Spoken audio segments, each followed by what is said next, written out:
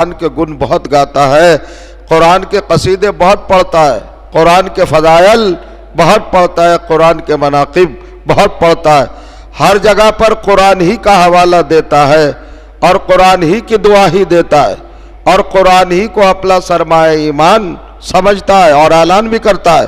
سب کچھ قرآن ہے، قرآن قرآن بس قرآن۔ بھئی قرآن سے ثابت کرو، قرآن سے پروف کرو، قرآن سے دلیل دو، قرآن سے سند دو، قرآن سے سمجھاؤ، قرآن سے بتاؤ، قرآن سے ثابت کرو اور قرآن میں دکھاؤ کہاں لکھا ہوا ہے۔ تو ہر موقع پر قرآن قرآن کرتا ہے، غور کریے گا آپ۔ لیکن کبھی آپ نے دیکھا عالم اسلام کے علماء نے قرآن کے ساتھ کتنا سلوک کیا ہے اور کیا ہمدردی کا مظاہرہ کیا ہے؟ آپ مجھ سے بہتر جانتے ہیں۔ قرآن مجید کے علاوہ بھی آسمانی اور بھی کتابیں ہیں۔ سب سے پہلی کتاب دنیا کے اعتبار سے توریت ہے۔ توریت حضرت موسیٰ پر نازل ہوئی۔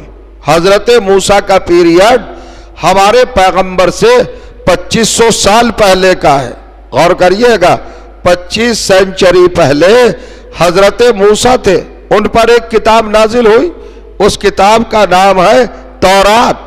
جب ہم نے علماء اسلام سے پوچھا، مفسرین سے پوچھا، محدثین سے پوچھا، مصنفین سے پوچھا، رائٹر سے پوچھا، صاحبان فضل و کمال سے پوچھا کہ ہمیں یہ بتائیے حضور کہ تورات کے کیا معنی ہے، تو سب نے اپنی اپنی کتابوں میں لکھا، ڈکشنریوں میں لکھا، لغتوں میں لکھا، تفسیروں میں لکھا اور اپنی روایات کی کتابوں میں لکھا۔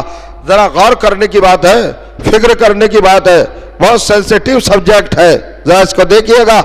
عجیب و غریب بات ہے، جو کتاب 2500 سال پہلے حضرت موسیٰ پہ نازل ہوئی، اس کتاب کی میننگ، اس کتاب کا مفہوم، اس کتاب کا مطلب، اس کتاب کا ٹرانسلیشن، اس کتاب کا ترجمہ 72 کے 72 فرقوں نے اپنی اپنی کتابوں میں کیا۔ جب ہم نے دیکھا کہ توریت کے کیا معنی ہے تو سب نے لکھا توریت اس کتاب کو کہتے ہیں جو باطل کو چھپا دے، باطل کو مٹا دے، باطل کو دبا دے، باطل کو کچل دے، باطل کو مسل دے، باطل کو پیس ڈالے، باطل کو معدوم کر دے۔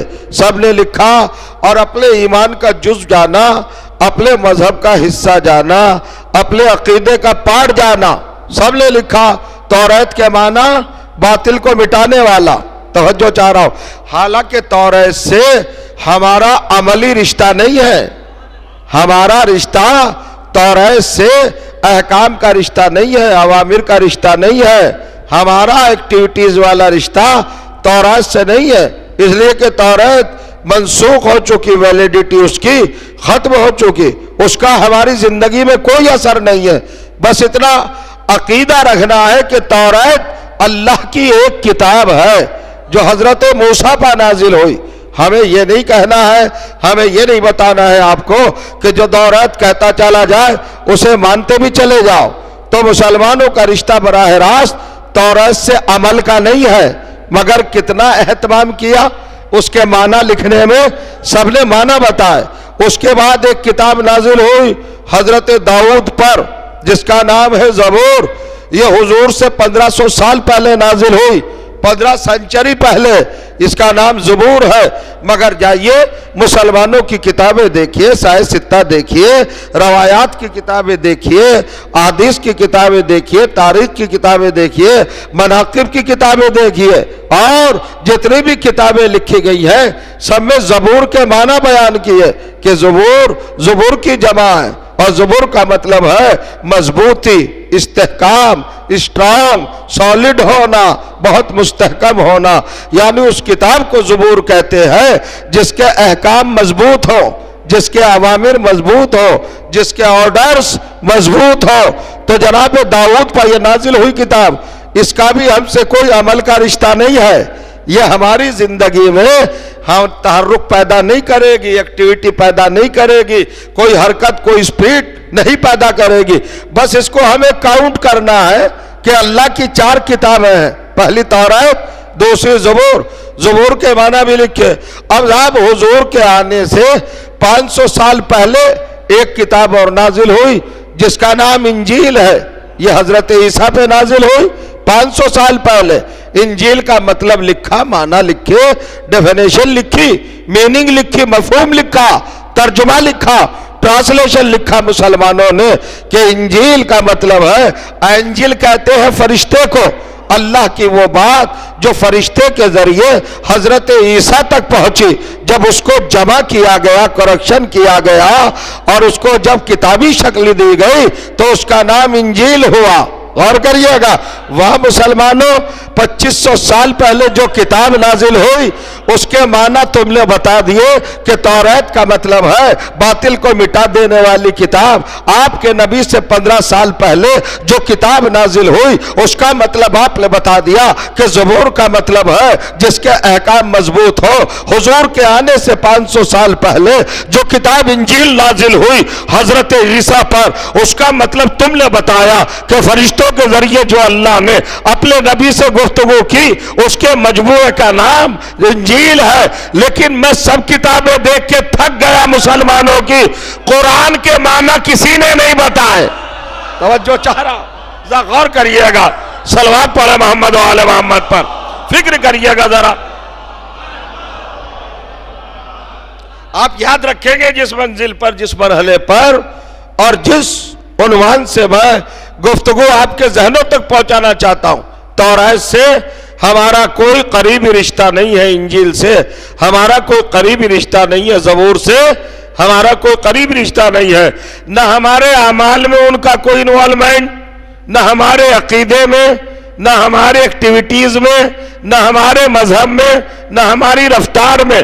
بس ایک عقیدہ رکھنا ہے، تعداد بتانا ہے، کاؤنٹ کرنا ہے، بس شمار کرنا ہے، ان کا اعتراف کرنا ہے، اقرار کرنا ہے کہ یہ کتابیں بھی اللہ کی نازل کردہ ہیں، مگر وہ قرآن جو 24 گھنٹے ہمارا نگراں ہے اور ہمیں دیکھ رہا ہے، جس سے ہٹ کر ہمارا ایک قدم نہیں ہے۔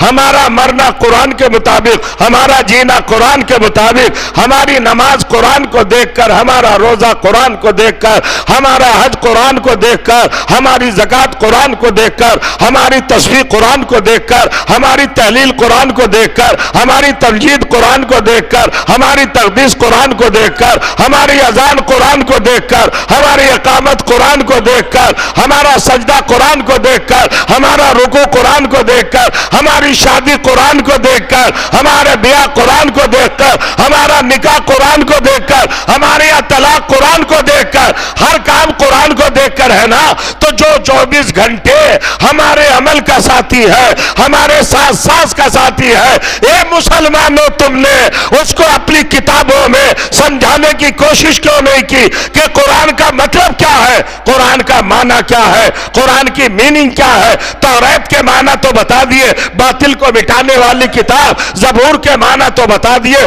پختہ احکامات والی کتاب، انجیل کے معنی تو بتا دیے، فرشتوں سے کی ہوئی گفتگو کا مجموعہ کتابی شکل میں آئے تو انجیل کہلائے۔ اب بتاؤ قرآن کے کیا معنی ہے، قرآن کا کیا مطلب ہے؟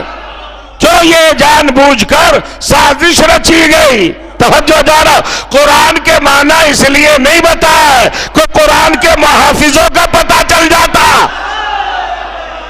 نہیں سمجھ رہے آپ؟ قرآن انسان کو امام تک لے جاتا، اہل بیت تک لے جاتا، آل رسول تک لے جاتا، ذریت رسول تک لے جاتا، فرزندان مصطفیٰ تک لے جاتا، بندرند زہرا تک لے جاتا، آبرو اسلام تک لے جاتا، عزت دین تک لے جاتا، تو جو چاروں معیار کعبہ تک لے جاتا۔